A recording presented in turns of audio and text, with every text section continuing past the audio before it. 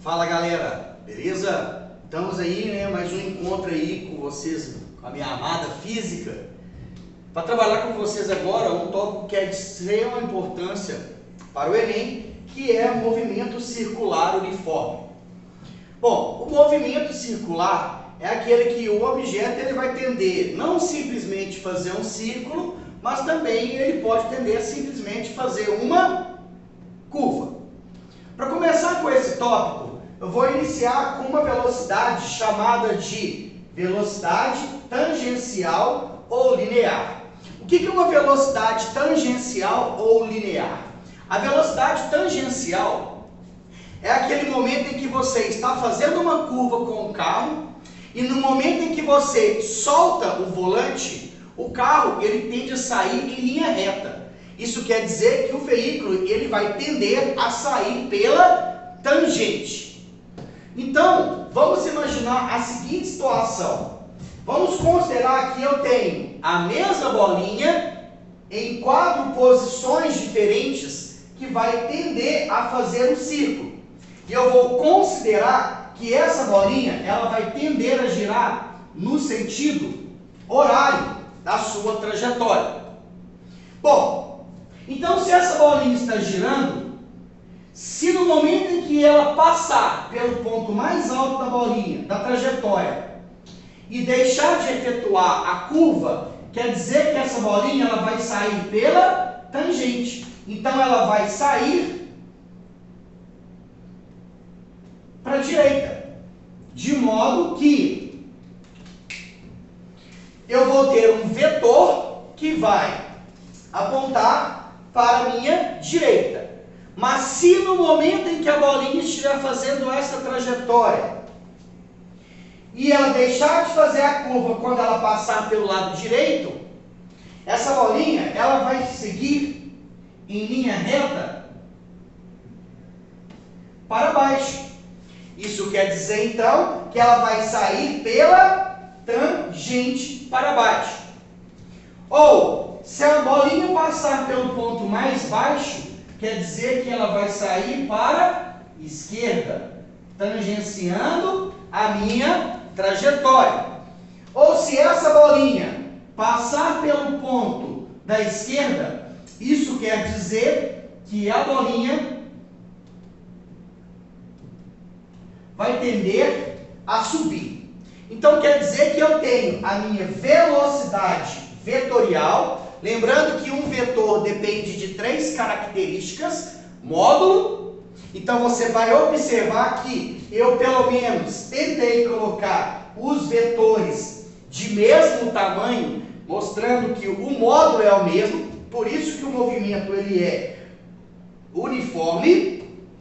Ele tem, além do vetor, o módulo, ele tem uma direção, que nesse caso é horizontal, e um sentido que é apontado pela seta para a direita.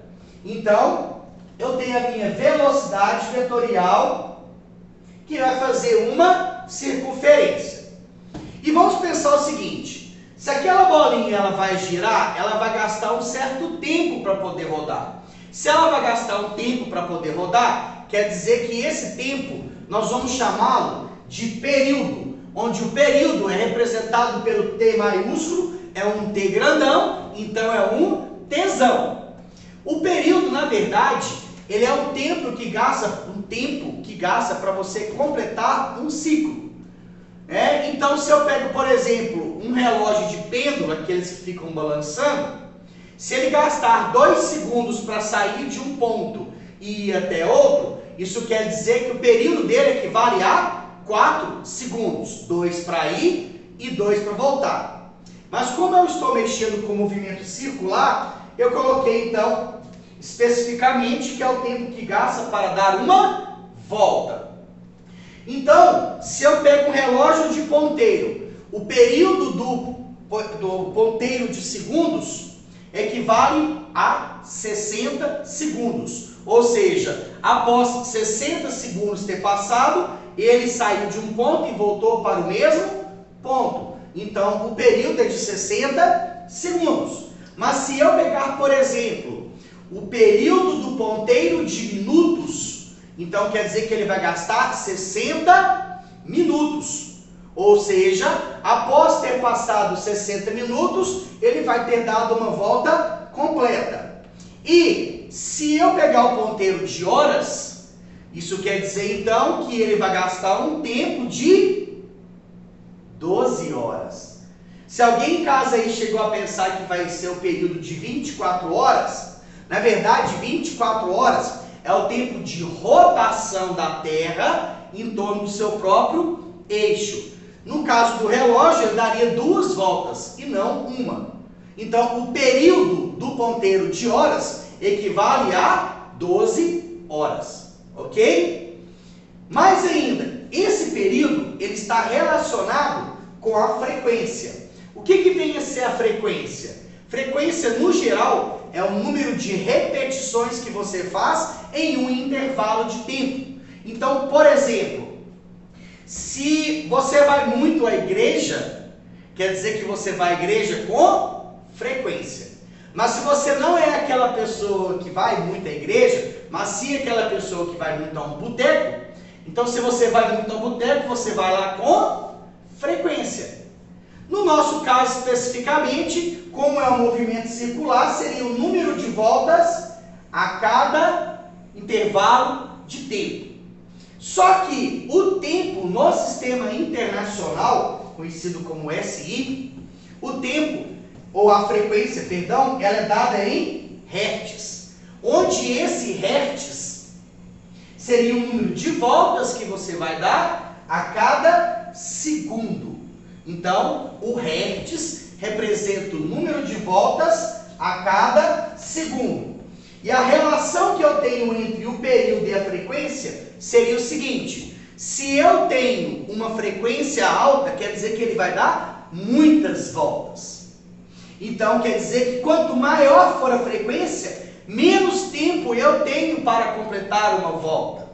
Mas se eu abaixar a frequência, quer dizer que diminuindo a frequência, eu vou aumentar o tempo para completar uma volta.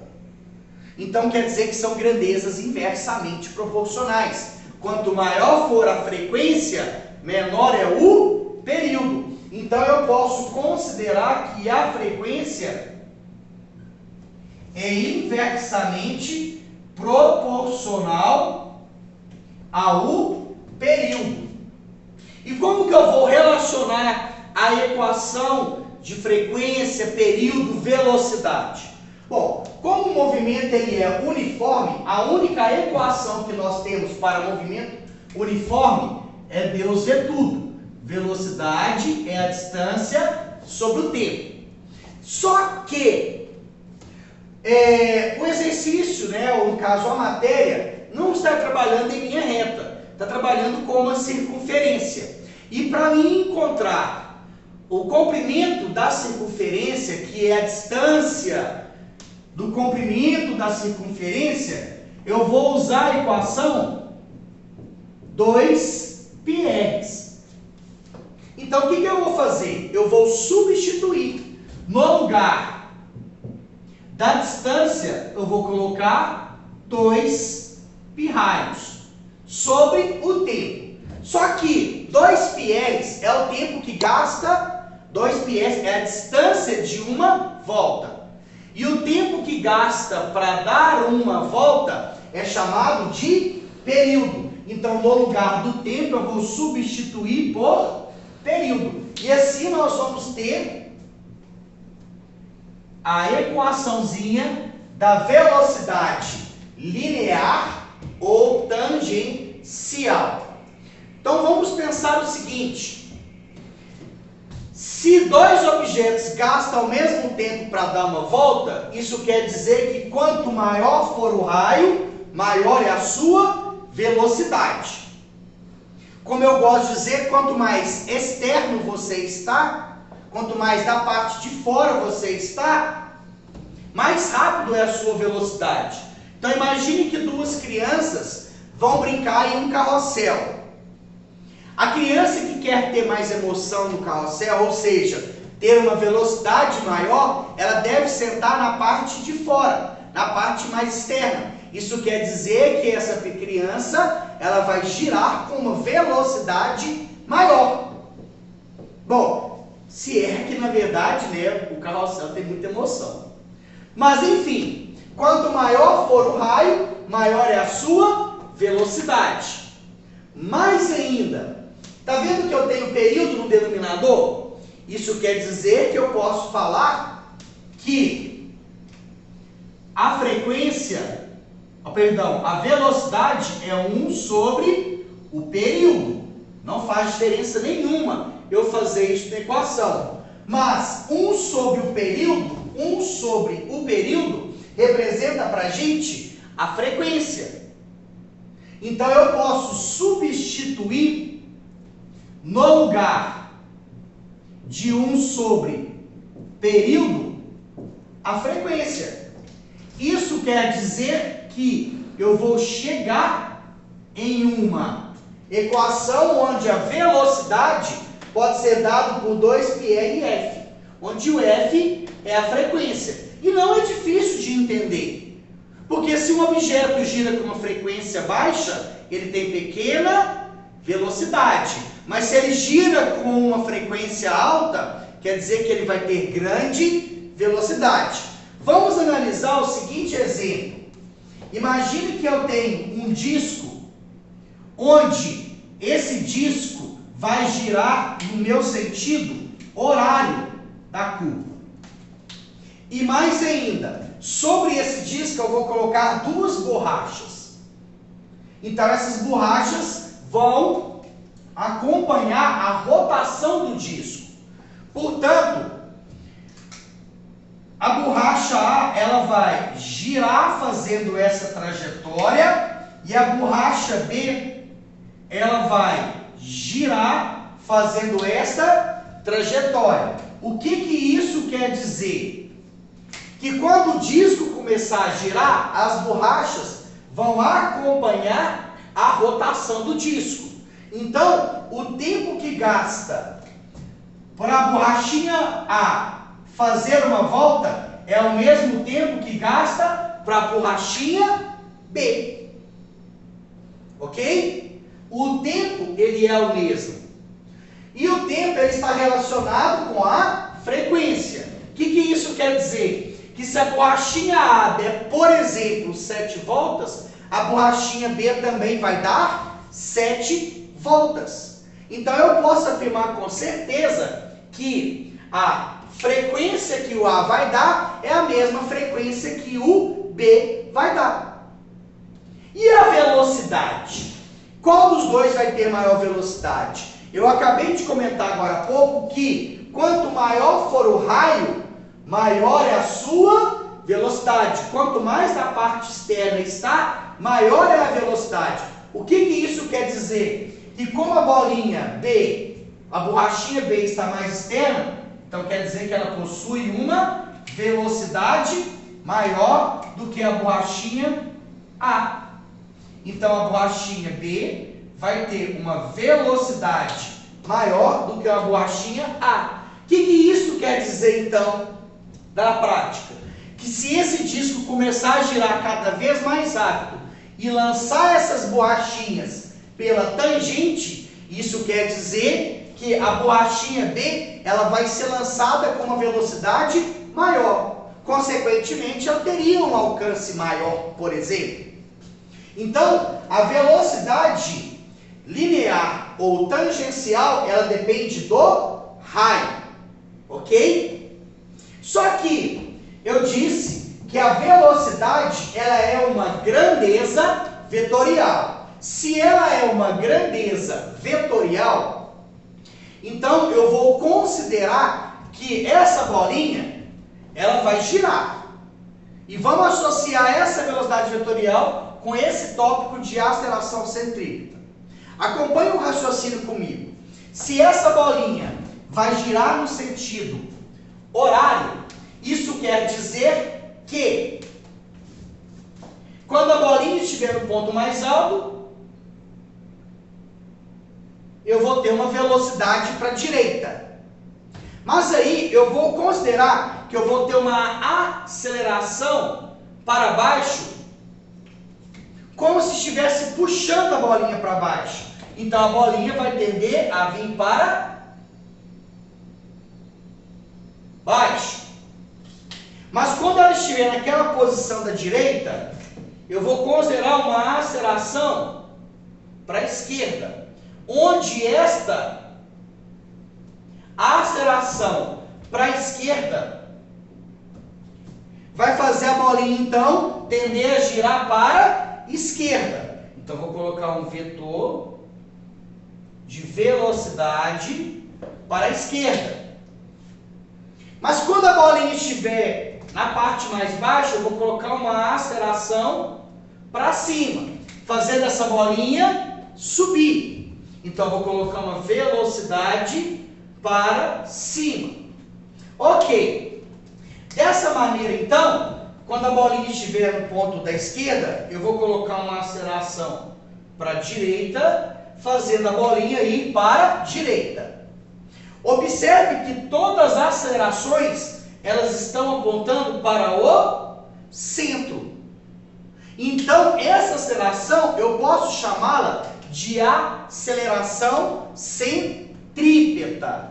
Aceleração centrípeta, que é aquela que aponta para o centro. Aquela que aponta para o centro. Centro, centro.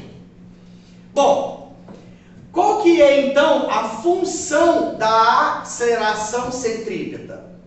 A função da aceleração centrípeta não é fazer a bolinha girar mais rápido, não é fazer a bolinha girar mais devagar, é simplesmente fazer a bolinha girar. Então, se você observar essa velocidade com aceleração centrípeta, todas elas estão perpendiculares. Todas elas estão perpendiculares. Então, essa aceleração centrípeta faz o objeto girar. O que isso quer dizer, então? Quer dizer que no movimento circular, em um movimento circular, mesmo que ele seja uniforme, nós temos uma aceleração, que é a aceleração que nós vamos ter em um movimento circular, a aceleração centrípeta. Então eu posso anotar uma observação que todo movimento circular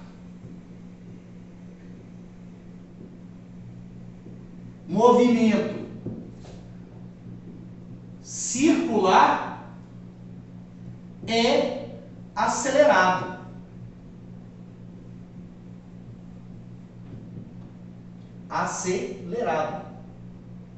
Bom, e como que eu vou determinar esta minha aceleração? Ou seja, qual que é a equação que vai relacionar a aceleração centrípeta? A aceleração centrípeta, ela depende da velocidade. Porque quanto maior for o módulo, o valor numérico da velocidade, maior é a aceleração centrípeta. Só que deve ser elevado ao quadrado. E também depende do raio. Então, todo exercício que fala o seguinte: em uma curva, um objeto possui uma aceleração, então você já considera que esta aceleração seja a aceleração centrípeta. Porque a função da aceleração centrípeta não é fazer o objeto girar mais rápido, não é o objeto fazer girar mais devagar. A função dele, então, é fazer ele simplesmente girar. Fazer ele simplesmente girar. Bom, só que tem um detalhe. Eu comentei que a velocidade tangencial é aquela externa. Por que eu disse que ela é externa? Porque também existe uma velocidade que é a interna. Velocidade interna? Sim.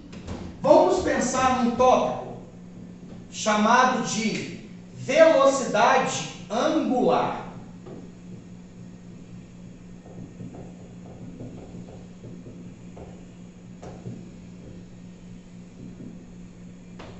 Velocidade angular, a letra que representa é uma letra grega chamada de ômega. Para a gente entender um pouquinho sobre essa velocidade angular, vamos considerar que eu tenho um disco e eu tenho uma bolinha que se encontra nesta minha posição. Vou chamar de posição A. Existe uma distância entre o centro e a extremidade da bolinha, que é o nosso raio. Se essa bolinha começar a percorrer uma distância até esse ponto, que eu vou chamar de B, de ponto B, isso quer dizer que o raio vai permanecer e internamente formou-se um ângulo. Internamente. Por isso que eu gosto de chamá-la de velocidade interna. Essa velocidade angular. Então vamos pensar. Quanto maior for o ângulo, consequentemente maior vai ser a sua velocidade. Então, a velocidade angular, ela depende do ângulo. E enquanto menos tempo o ângulo é formado, maior é a velocidade. Daí vem, então, a equação, onde a velocidade angular depende do ângulo sobre o tempo. E a unidade de medida de velocidade angular no sistema internacional não é o graus, é o radiano. Então, é o radiano e o tempo é o segundos. Bom, para quem é que tem um pouco de dificuldade aí na física, na matemática, quem está relembrando ou quem está aprendendo, nessas horas só dá um palavrão na cabeça, né? Tipo assim, que é isso de radiano? Aí eu vou falar o palavrão aqui, né? Mas enfim, eu já imaginei até as pessoas que poderiam falar um palavrão nessa hora aqui. Mas estamos juntos. E aí o que vai acontecer? Para a gente entender um pouquinho sobre esse radiano, eu vou dar o seguinte exemplo. Vamos pensar então que eu tenho um disco. Eu vou partir esse disco ao meio, de modo que internamente eu tenho um ângulo de 180 graus. Quando eu partir essa parte do semicírculo em pizzas, então esse pedaço de pizza aqui, ele vai representar para a gente um radiano. De modo que um radiano equivale a 57,3 graus. Aí você fala assim, nossa senhora, eu tenho que decorar isso? Lógico que não. Tá? Isso aqui você não precisa decorar. Estou fazendo uma demonstração para mostrar o que vai ser o nosso radiano. Eu vou partir em mais uma pizza, em mais um radiano. Então eu vou ter mais um 57,3 graus. Eu vou partir em mais um radiano, e aí eu vou ter mais uma vez 57,3 graus. E esse pedacinho aqui, sabe quanto que ele vale de um radiano? 0,14 radiano. Então vem comigo. Eu tenho 1, 2, 3,14. O que é o 3,14? Pi. Então, se eu pegar 3,14 e multiplicar por 57,3 graus, sabe quanto nós vamos encontrar? Não é 180 não, é 179,9. 180, né, galera? Vamos arredondar então para 180. que eu estou querendo dizer então? Que se você pega um π radiano, equivale a 180 graus. Ah, mas eu estou mexendo com uma volta completa. Uma volta completa equivale a 360 graus. Portanto, eu vou ter 2π radiano. Onde eu quero chegar com isso? Se eu voltar para a equação de velocidade angular, então eu posso colocar que a velocidade angular para uma volta completa equivale a 2π sobre o tempo. Que tempo que seria esse? Eu mostrei agora há pouco que o tempo para completar uma volta nós estamos chamando de período, onde o período é representado pelo T maiúsculo, que é o tesão. Então, essa aqui, na verdade, é a equação geral de velocidade angular. Então, eu vou considerar aqui como tópico 3.1, 3.2 e 3.3, equação geral. Bom, como que eu vou aplicar esta equação então? Vamos pensar o seguinte: quando eu fui explicar sobre velocidade, sobre período, eu disse sobre o relógio. Então vamos calcular a velocidade angular do ponteiro de segundos. Então, o exemplo seria velocidade angular do ponteiro de segundos. Colocando a equação, nós vamos ter velocidade angular equivale a 2π sobre o período. Qual que é o período do ponteiro de segundos? 60 segundos. Então, a velocidade angular é 2π sobre 60. Eu posso simplificar os dois, dividido por 2. Então, eu vou ter que a velocidade angular é π sobre 30 radianos por segundo. A velocidade angular do ponteiro de segundos equivale a π sobre 30 radianos por segundo. E quando eu comecei a estudar essa matéria, assim, há um bom tempo atrás, eu falava assim, e daí? Eu entendo o que é o quilômetros por hora. Eu entendo o que é o metros por segundo. Mas eu não consigo entender para mim o que é π sobre 30. Cara, não faz muito sentido na minha cabeça. Na verdade, não fazia. Bom, a resposta acaba aqui. Só para vocês entenderem o que aquilo quer dizer, vamos pensar assim.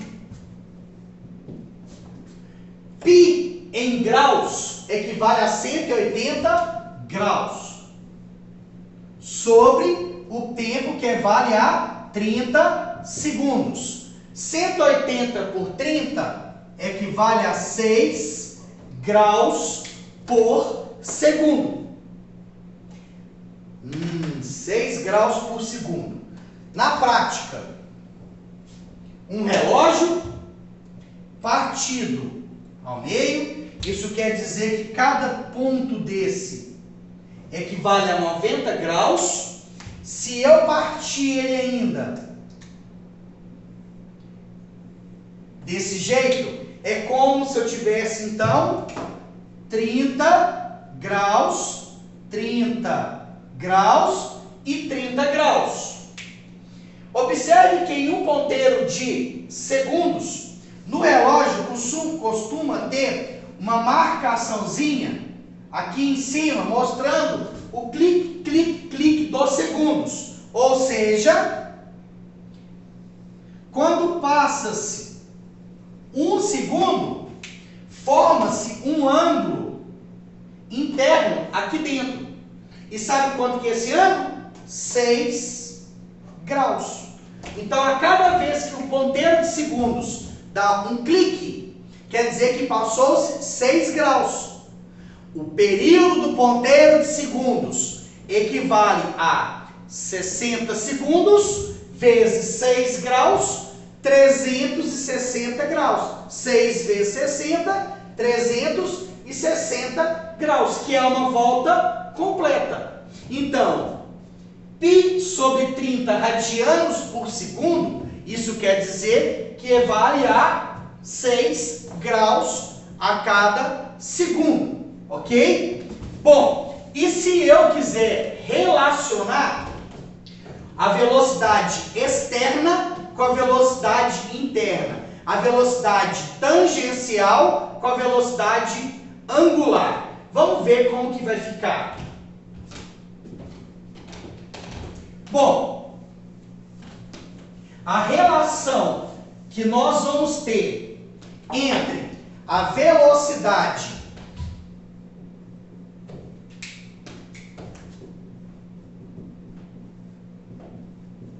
linear e angular seria o seguinte: a equaçãozinha da linear é 2πr sobre período.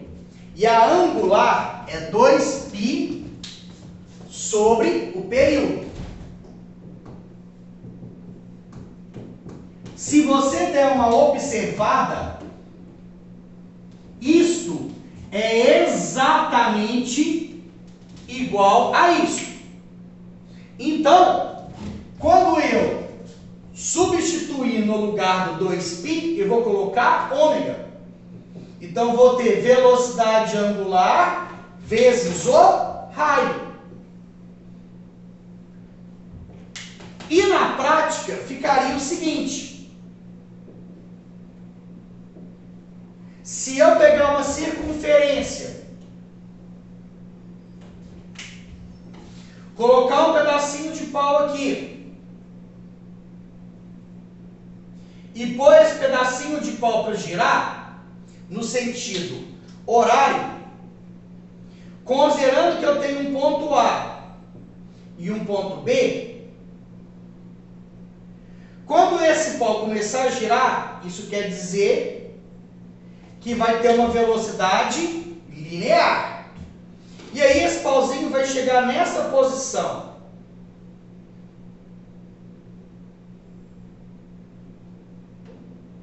Quando ele chegar nesta posição, na posição B, então internamente formou um ângulo. Vamos pensar primeiro o tempo de A comparado com o B. Se os dois estão no mesmo pauzinho, quer dizer que o tempo que o A gasta é o mesmo tempo que o B vai gastar. Ok. Períodos iguais. Como é o mesmo pauzinho, se ele começar a girar rápido, eu posso afirmar então que a frequência que o A vai ter é a mesma frequência que o B vai ter. E aí, o ângulo formado internamente, ele é o mesmo tanto para A quanto para B. Então, a velocidade angular dos dois vão ser iguais. Sabe o que você pode comparar desse jeito? A velocidade angular ser igual? Se você pega um relógio, independente se ele é de pulso, se é um relógio de parede, se é um relógio de igreja, a velocidade angular do ponteiro, do pulso, da parede, da igreja, eles são iguais, porque depende do ângulo interno, e acaba que o ângulo interno ele é o mesmo. A única coisa que vai diferenciar aqui é a velocidade escalar, ou velocidade tangencial. Por quê? Como o B está mais na parte externa, consequentemente, B ele vai possuir uma velocidade maior do que A. O B vai girar com uma velocidade maior. Ok? Bom, essa aqui é a primeira parte de movimento circular. Eu espero que eu tenha sido claro para vocês aí. Qualquer dúvida eu estou à disposição. Né? Eu vou fazer a segunda parte com polias e catracas. Ok? Pessoal, tamo junto aí.